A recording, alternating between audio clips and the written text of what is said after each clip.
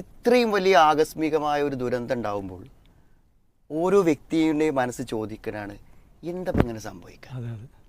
അതിന് വളരെ ക്ലിയർ ആയ ഒരു ആൻസറാണ് എന്ത് ഇപ്പോൾ മൂസ സലാഹി പറഞ്ഞത്, അതായത് അള്ളാഹുവിൻ്റെ തീരുമാനം.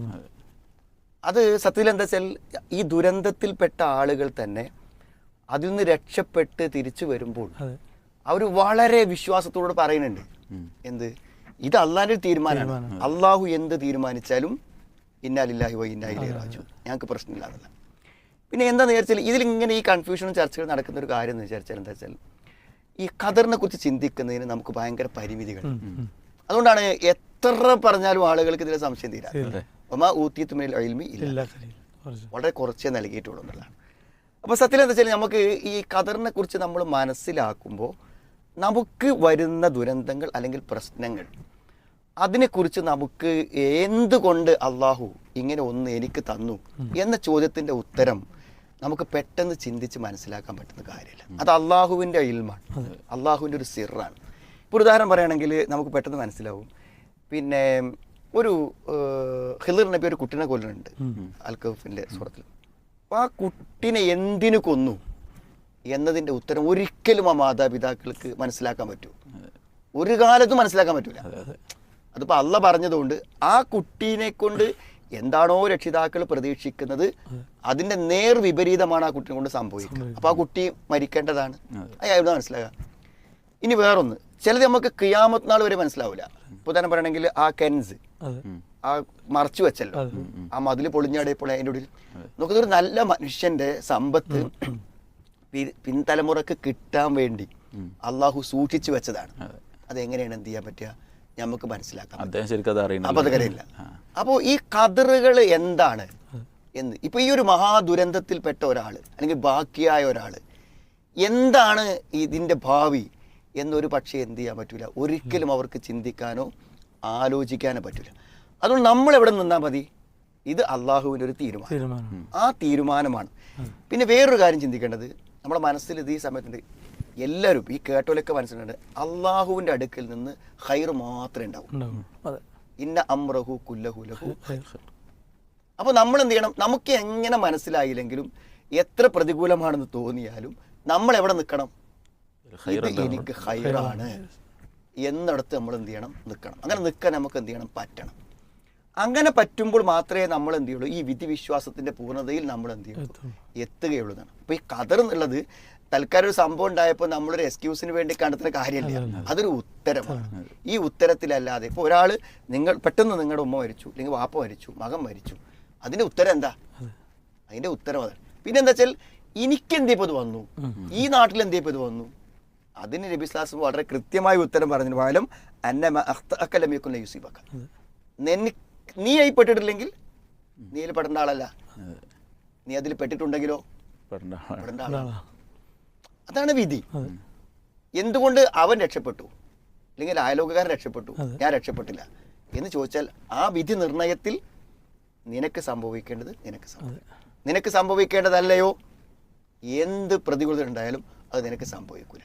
അപ്പോൾ ഈ വിധിവിശ്വാസത്തെക്കുറിച്ച് ശരിക്കും നമ്മൾ മനസ്സിലാക്കിയാൽ നമ്മുടെ ജീവിതത്തിൽ ഏറ്റവും വലിയ സമാധാനവും ഏറ്റവും വലിയ സുരക്ഷയും കിട്ടുന്നൊരു കാര്യമാണ്. ഇപ്പോൾ ഒരു വിധി ഇല്ലെങ്കിൽ, ഈ ഖദർ ഇല്ലെങ്കിൽ നമ്മൾ എങ്ങനെ മുന്നോട്ട് പോവുക, മനസ്സിലായി? ഇപ്പോൾ നിങ്ങൾ വാഹനം എടുത്ത് മുന്നോട്ട് പോകുമ്പോൾ ഒന്നിപ്പോൾ അപകടം പറ്റുമോ? അപകടം അള്ളാഹിൻ്റെ വിധിയിൽ എനിക്കൊരു അപകടം ഉണ്ടെങ്കിൽ പറ്റും അല്ലേ? ഇപ്പോൾ ഒരു അസുഖം വന്നു, പഠിച്ചോ ഈ അസുഖം കൊണ്ട് ഞാൻ മരിക്കുമോ, ബേജാറാകാണ്. അപ്പം എൻ്റെ മരണത്തിൻ്റെ അവധി ഇപ്പോഴാണെങ്കിൽ അത് സംഭവിക്കും, ഇല്ലെങ്കിൽ ഇപ്പം എന്ത് അസുഖം വന്നാലും ഞാൻ ചികിത്സ രക്ഷപ്പെടും. മുന്നോട്ട് പോകാനുള്ള ഭയങ്കരമായ കരുത്ത്, ദുരന്തങ്ങൾക്ക് മുന്നിൽ പിടിച്ചു നിൽക്കുവാനുള്ള മനഃശക്തി, അതേപോലെ തന്നെ ഭയങ്കരമായ പ്രതീക്ഷ, ഇതൊക്കെ നമുക്ക് നൽകുന്ന ഒന്നാണെന്ത്, വിധിവിശ്വാസം. പക്ഷെ ഇത് മനസ്സിലാവാത്തവരെ സംബന്ധിച്ചിടത്തോളം എന്താണ്, ഇത് വെറുതെ ഓരോ കാര്യങ്ങൾ ഉണ്ടാകുമ്പോൾ നമ്മളൊരു കാരണത്തിന് വേണ്ടി പറയാമെന്ന് വിശ്വസിക്കണം. അപ്പം ഇതിലൊന്നും ഒരു സംശയമോ നമുക്കുണ്ടായാൽ നമ്മൾ ഈമാൻ ശരിയാവില്ല. ഇതൊന്നും സംശയമില്ലാതെ നമുക്ക് വിശ്വസിക്കാൻ കഴിയുമ്പോഴേ നമ്മൾ ഈമാൻ ശരിയാവും. ചേർത്ത് പറഞ്ഞു. ശരിക്ക് അള്ളാഹുവിനാണ് നമ്മുടെ കാര്യങ്ങൾ അറിയുക എന്നൊരു തലത്തിൽ ചിന്തിച്ചാൽ നമുക്ക് അത് സമാധാനിക്കാൻ കഴിയുന്നതാണ്. പക്ഷെ ഇവിടെ സംഭവിക്കണം എന്താ വെച്ചാൽ, ഇപ്പോൾ ഈ നിരീശ്വരവാദികളും യുക്തിവാദികളൊക്കെ ഈ ഒരു സമയം എങ്ങനെ മുതലെടുക്കാൻ പറ്റും എന്നുള്ളൊരു ചിന്തയാണ്. ഇപ്പോൾ ചില ഹാഷ്ടാഗുകളൊക്കെ പ്രേ ഫോർ വയനാട് എന്നുള്ളിടത്ത് വെട്ടിയിട്ട് പേ ഫോർ വയനാട് കൊടുത്തൊളിഞ്ഞ് പ്രാർത്ഥിച്ചിട്ടൊന്നും കാര്യമില്ല എന്നുള്ളൊരു ശരിക്കൊരു ദൈവനിഷേധത്തിൻ്റെ ഒരു കാര്യം വളരെ കൃത്യമായി വളർത്തിക്കൊണ്ടുവരാനുള്ളൊരു അവസരമായിട്ട് ഇതിനെ ഉപയോഗപ്പെടുത്തുന്നുണ്ട്. ശരിക്കും ആ ഒരു ചിന്ത പൂർണ്ണമായും തെറ്റല്ലേ? ശരിക്കും ഇപ്പോൾ എന്താ വെച്ചാൽ നമ്മൾ ഈ ദൈവവിശ്വാസം ഇല്ലാത്ത ആളുകൾ മനുഷ്യത്വം ഇല്ലാത്ത ആളുകളാണെന്ന് ശരിക്കും നമ്മൾ മനസ്സിലാക്കേണ്ടി വരും.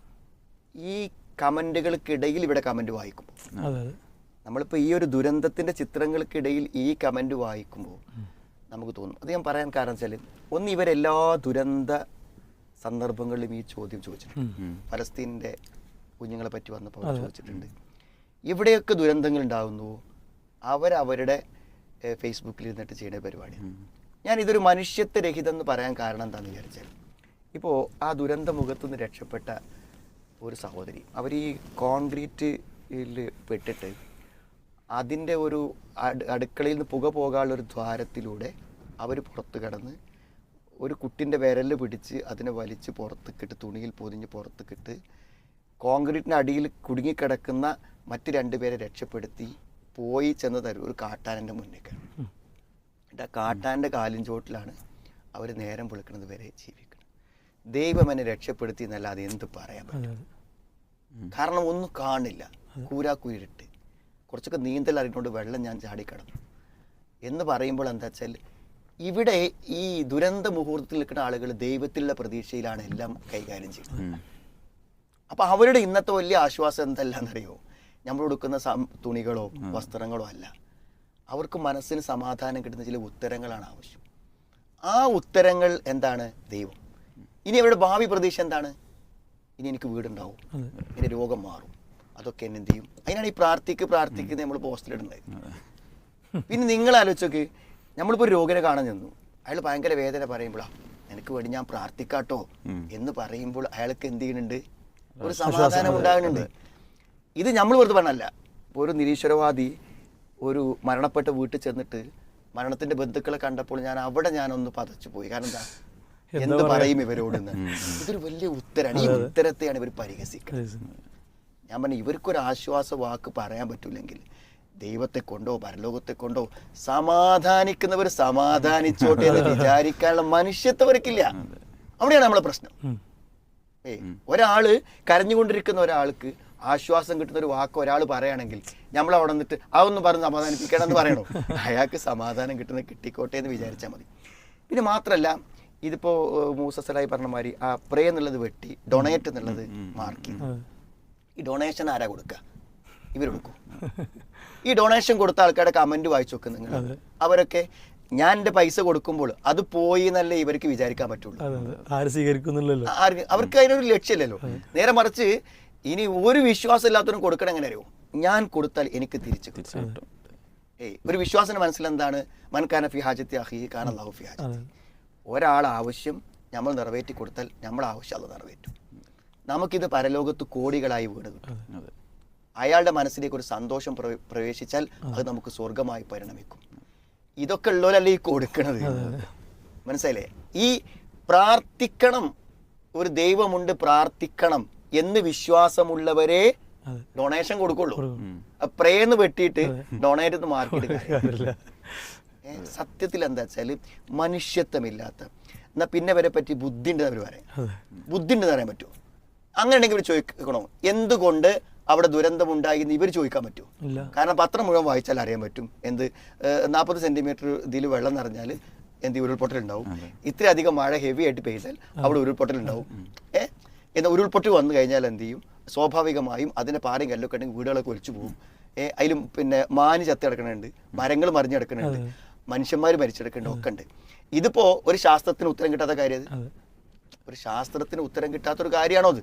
ഞാൻ പറഞ്ഞത് യഥാർത്ഥത്തിൽ പ്രകൃതിയിൽ സംഭവിക്കുന്ന ഇത്തരം ദുരന്തങ്ങളെ ഈ രൂപത്തിൽ ദൈവനിഷേധത്തിനും പരിഹാസത്തിനും ഉപയോഗിക്കുക എന്നുള്ളത് മാത്രമാണ് ഇവരുടെ ലക്ഷ്യം. ഇവരുടെ മനുഷ്യത്വരഹിതമായ കമന്റുകളായിട്ട് മാത്രമേ നമുക്ക് ഇതൊന്നും ഉത്തരം അർഹിക്കുന്നില്ല. ശരിക്കും നമ്മൾ ഈ ചർച്ചയിൽ തന്നെ ഈ ചോദ്യം എന്താണ് വരാൻ പറ്റാത്ത ചോദ്യമായിട്ടാണ് ഞാൻ കാണുന്നത്. കാരണം അവരെ നമ്മൾ മുഖവിലക്ക് എടുക്കാനേ പാടില്ല. കാരണം അത്ര മനുഷ്യത്വരഹിതമായ ആളുകളാണ്. ഈ സഹായം സ്വന്തം ജീവൻ ബലിയർപ്പിച്ചിട്ട് അവിടെ പോയി പണിയെടുക്കുന്ന ആൾക്കാരുടെ മനസ്സെന്താണ്? ഒരു നന്മ. ആ നന്മ ചെയ്യാനുള്ള മനസ്സ് ആർക്കേ ഉണ്ടാവുള്ളൂ? ഒരു വിശ്വാസിക്കേ ഉണ്ടാവുള്ളൂ.